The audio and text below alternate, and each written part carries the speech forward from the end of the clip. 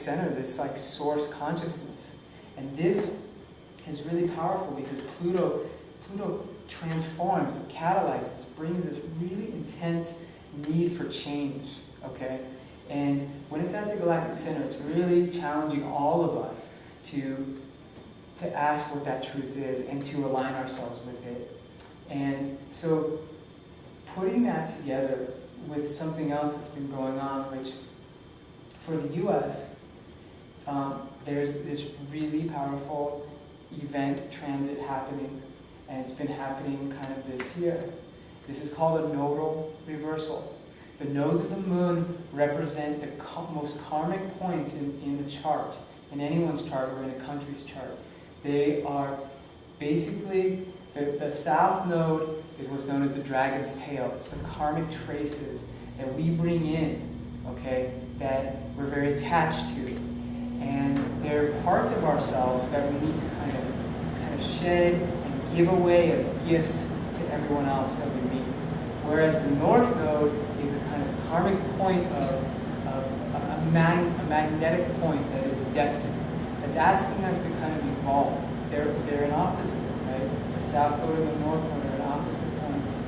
The north node is these kinds of experiences we're supposed to digest, but they tend to be challenging because we're very attached to our south node. What's happening for the U.S. is that they're in a nodal reversal. It's in a nodal reversal, meaning that the north node in the sky, and this is going to be very important when we look at each candidate's chart, because the nodes are so karmically intense.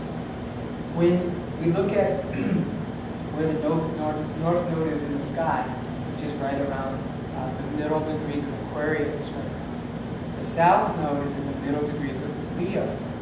Now in the U.S. chart, we have that reversed. The U.S.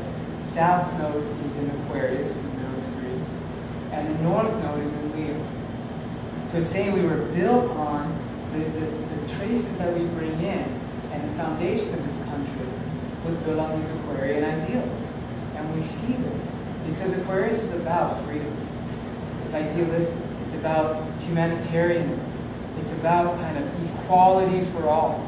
This was the nature of the foundation of this country, Aquarian ideals. The planet Uranus is associated with Aquarius. Now, Uranus was discovered in 1781. This was right at the foundation of the discovery of this country, or the beginning of this country in 1776. So you put that Aquarius south node with the founding of Uranus in the sky, the discovery of Uranus. This was very significant that this country was basically founded on these Uranian principles of freedom, liberation, revolution, radical change. Everything, Uranus breaks the structures that we're accustomed to. And that's kind of opposed to what a Saturn principle is like. Saturn is about structures. It's about what's already been. It has to do with the past. It has to do with systems that are intact, governments, banking, corporations, all of these kinds of bigger structures, the law. Uranus is about individual freedom. It's Promethean. It's an urge to awaken. The U.S. was founded with this Aquarian Uranian vibe. And what's happening now is that it's coming up for this very karmic test because of this nodal reversal. How are we going to take our north node of being Leo, a leader in the world, okay, of being a creative life force, what Leo is about, okay, and not use it in a tyrannical, dictatorial form, which has been happening in the last 8 years, but in a way that implements the Aquarian ideals of universal brotherhood and sisterhood, of independence and freedom for all, of humanitarianism, and a kind of a cosmic family.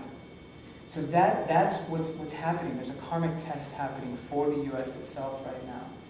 And with this, as I described the Uranus and Saturn kind of issue, that's the difference between the two, this is the biggest astrological event playing out in the next few years and for the last few years. there is in the sky, on the exact day of the elections, the opposition of Saturn and Uranus. This only happens once every 45 years. The last time this happened was around 1965, in the peak of the radical changes that we all know as the 60s. And so Saturn and Uranus are naturally opposed in what they represent. When they come up into the sky in opposition, this is an intense, very revolutionary and often rather violent change in society. It has to be, it's the nature, because what's happening is that Saturn wants to stay the same. It wants to be, it's conservative, it's afraid of change. In our birth chart, Saturn represents fear. It's a place where we have to go in with a kind of hard work ethic, a discipline, a responsibility.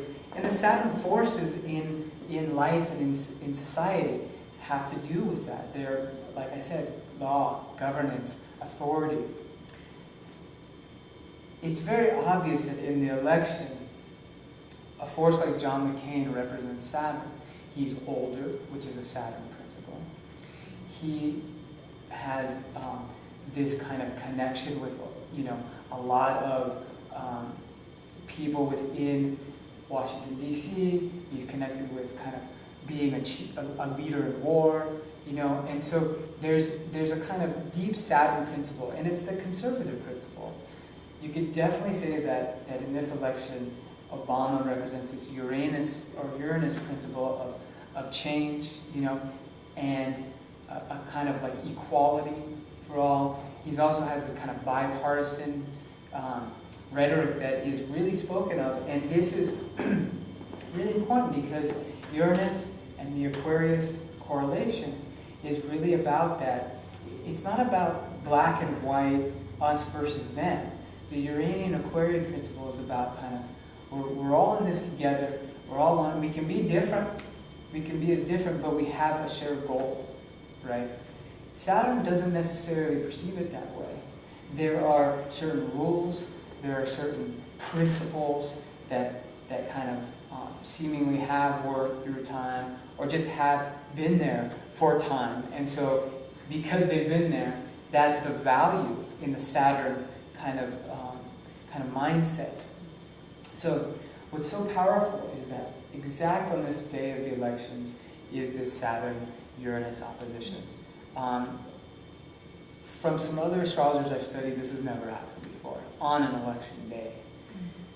And what this really creates is a deep split, because these, like I said, these energies are so opposed by their nature, and then an opposition obviously creates this tension, and it really creates like a paradigm of new change, of innovation, of uncertainty.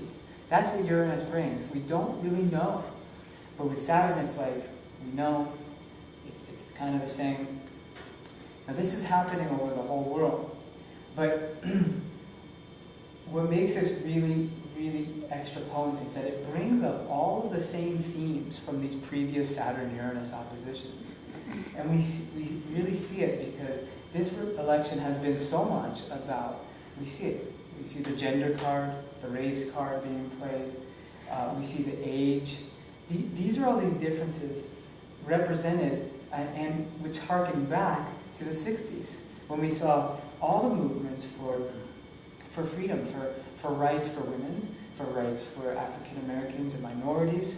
We saw the rise of Martin Luther King and more powerful women. And so these same themes come up again because we have the same planetary positions going on in the sky.